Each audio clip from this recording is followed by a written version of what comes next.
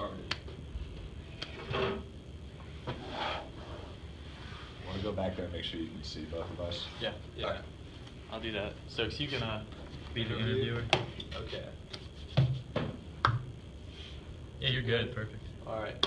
So the steam locomotive. How do you think that it improved the Industrial Revolution in the world? Well, thank you for asking. Well, it mostly improved transportation, okay?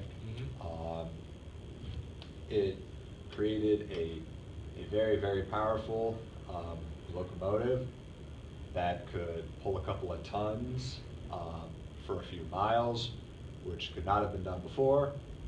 Right, so you could carry more goods, and as I said before, it really propelled this idea that we need to have more transportation and we need to be able to get, from London to the north of England.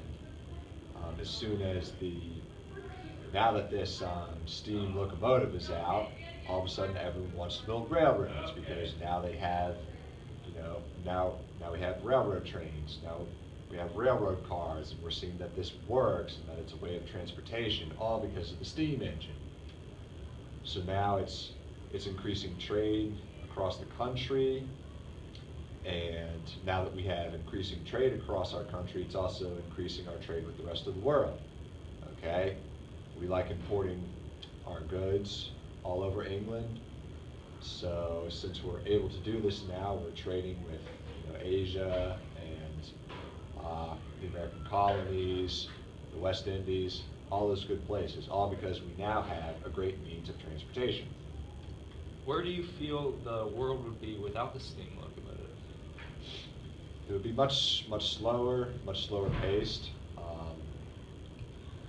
We would not have as much of a commercial economy as we do right now. Instead of being able to transport food and other goods throughout all of Great Britain, we still have a lot of subsistence, a lot of farming, subsistence farming that is, and not much trade, and it wouldn't be looking very good for the merchants right now. Chris, any other questions No, that you that's could good. think of? We got about almost 3 minutes of interview, so that's good. 3 minutes. All right. Just look through here.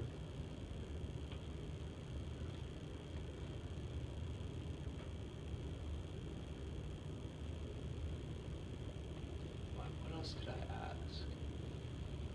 The structure of it.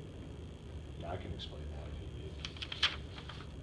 Okay. Do you want to explain to us how the steam locomotive works? Absolutely. It's a very, very, very interesting thing. The way it works is you have one or two guys standing in a very small room. Okay, at the first train car, they're shoveling coal into a fire pit. Okay, all right. All the heat from this fire pit goes into these little pipes, going all the way across the front of the train, all the way to the chimney. Okay, and what the pipes are going across is called the boiler, and inside the boiler there's lots and lots of water. So when the heat's going through those pipes, they're heating up the water, okay, in the boiler. So when you heat up the water in the boiler, it creates steam, okay? The steam builds up in the boiler, and it travels through another canal that's at the top, goes out, then it goes down, okay, right in front of the wheels. And when you have all that steam pressure in there, it pushes the piston forward, or backwards I should say, which is attached to rails that are attached to the wheel. So when the piston goes back, because of all that steam pressure that's pushing it back, it turns the wheel, okay? And usually, after that first ounce of pressure is in there, that's enough to turn the wheel, and then the momentum of the wheel turning gradually builds up. You know, as long as you're continuously loading coal into that fire, you know, building up heat in the boiler, creating steam, creating all that pressure, the piston keeps going forward, backwards I should say. And it's also important to mention that the way that you keep it from, you know, exploding down there or, you know, erupting in flames from all that heat and all that pressure is the conductor also controls the chimney at the front. You know, he pulls a lever, the chimney opens up, and that's how all the steam comes out. That's where the steam comes from. And this sound, you know, this chugga chugga chugga chugga chugga, you know, the typical train sound that we know, that comes from the piston going back and forth and pushing the wheels. Okay? Any other questions?